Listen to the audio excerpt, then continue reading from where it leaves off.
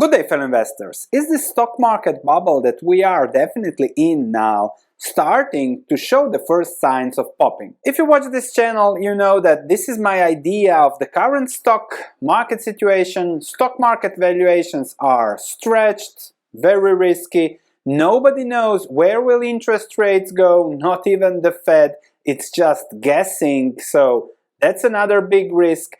Economic growth that we are currently enjoying is only achieved thanks to government debt.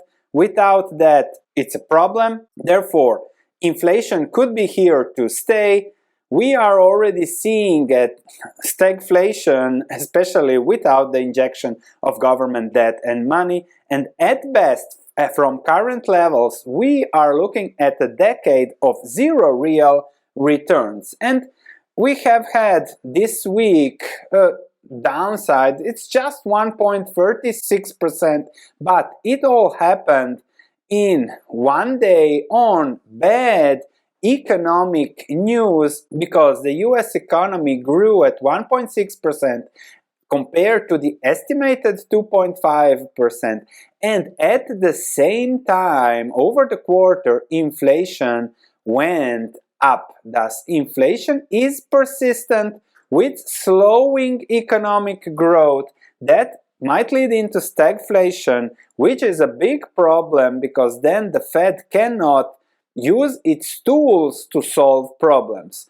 So we have here the actual and the estimate growth, personal consumption also with higher interest rates that is bound to go lower as the money received during the pandemic is spent. And we have inflation higher than expected and turning again higher. Now, the key factor I think here to differentiate between is news versus fundamentals. Because when it comes to investing, there is a lot of short-term news, but the key is to explain the fundamentals, which will show you how the current situation works. And despite the fact that economic growth is slower than expected, we must understand the fundamentals, and that is that economic growth is there, any growth, because of government debt. If we look at the components of GDP, we have, yes, consumption, which will again be pressurized if rates remain high, but also government spending is 17.4% of US GDP. 17.4. If we just dissect this a little bit, the government total spending in 2024 will be 6.5 trillion. Of that 6.5 trillion, 1.5 trillion will be borrowed for other expenses, but also to pay interest rates. If 1.5 trillion of US GDP is borrowed to keep the GDP higher, that means that 5% of US GDP is financially engineered, thus there is no growth. The actual economics is a contracting one, because if the government would not spend, would not borrow, then this would be eliminated, and therefore there goes your growth. To sustain the current economic situation and perceived growth, the plan is that the government will just keep on borrowing till Judgment Day, just borrow, borrow, and borrow, because without the borrowing and the spending, this cannot be sustained. And the key when it comes to economics, and the government must borrow, there are two ways to borrow. You can increase interest rates to attract more funds, or you can print money. And we see here that as it became clear that interest rates might not go down as everyone expected, and again, the Fed doesn't get it, so whatever they say doesn't happen always. So already the 30-year Treasury yield went from 4% just a few months ago to closing in on 5%, as it is clear that we might not see lower interest rates that soon.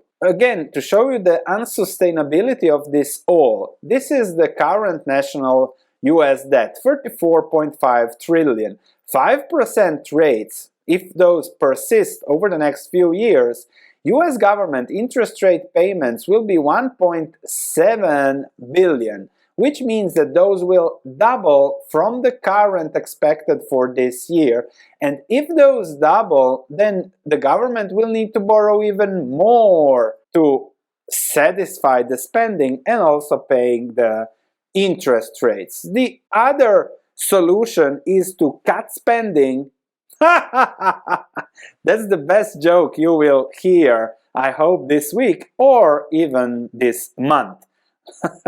Cut spending, crazy. Okay, the answer is then to print money, as it has been the answer for every crisis over the last 20 years. However, if inflation creeps up, then you cannot print money, because then you go into hyperinflation. And therefore I say that the fundamentals are not sustainable. Maybe we have reached a limit, maybe the limit of the current modern monetary theory will be reached in 10-20 years, but it is clear that it is not sustainable.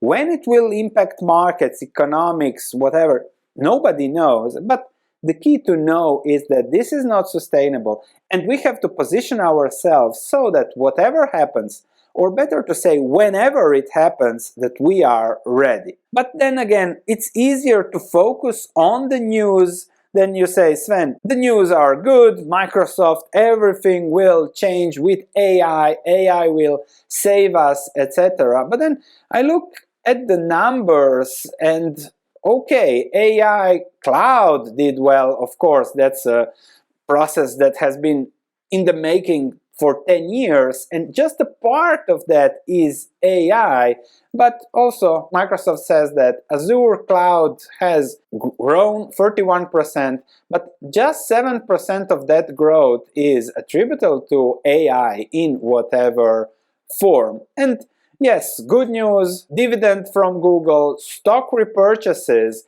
but stock repurchases on 2 billion or more is 3.5%, and I don't know whether they'll do it in a year, in 2 years, but anyway, these stock repurchases at this yield, that's a low yield, they could get 5% from treasuries, assumes the business will continue forever. So yes, some businesses will continue forever, but with AI, maybe even Google will get disrupted. So that's always a risk there in the fundamentals, in the markets. And if you look at the tools, the industry building that AI, you see that Intel is still sliding, so the fundamentals aren't there. The question is, we had Google, Microsoft saving the week for the market, but that's just a week. Who will save everyone because the fundamentals are unsustainable? That's the key question. And if we go to stock market valuations, those are clearly stretched.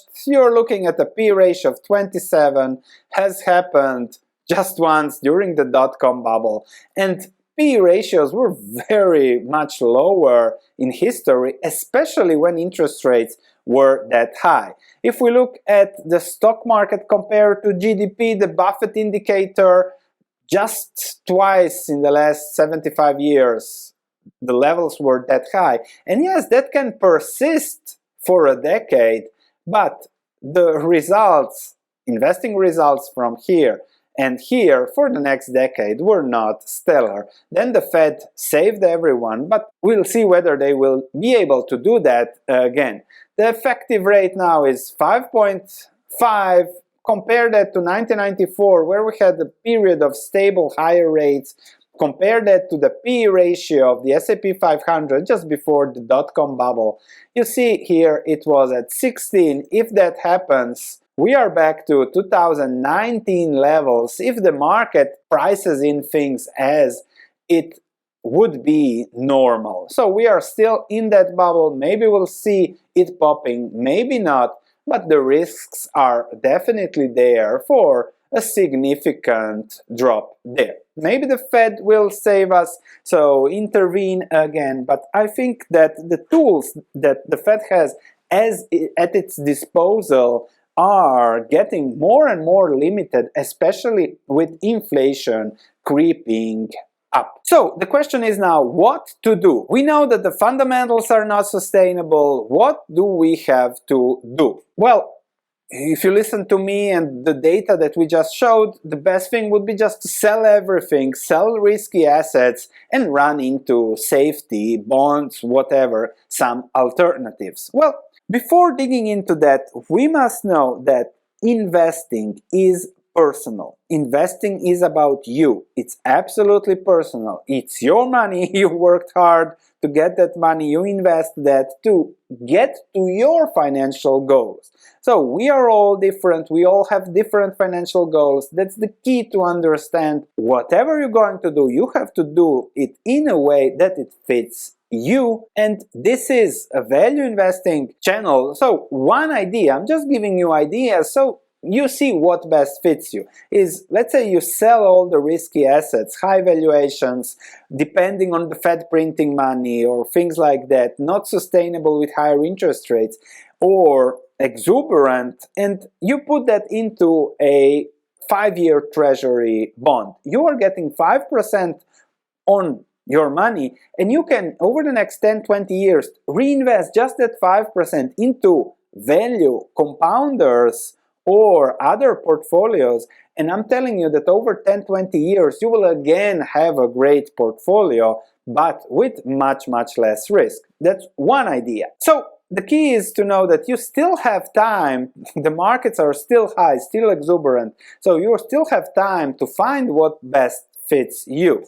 If you ask me what I'm doing, I'm not investing in a P ratio of 27, and I'm looking for yields 10% or higher. And if you go to my research platform where everything that I do is there, and you can check here the curriculum, and this is, everything is here, Svenkalin Research Platform 2.0, and you have here about more than 20 covered stocks that all have the potential of being value investing ideas over time at certain prices. So if you want value investing ideas, you can research these businesses yourself, see at what price can those fit you, or you can simply purchase the research platform, read, take advantage of all my research and see how that might fit you. So I'm a value investor. I will keep doing value investing, and that means that no matter what happens with the market, I do okay. And tomorrow we'll discuss Value Investing 101 in a very big video that I'm preparing, hoping that will help you. Thanks for watching. I'll see you in the next video.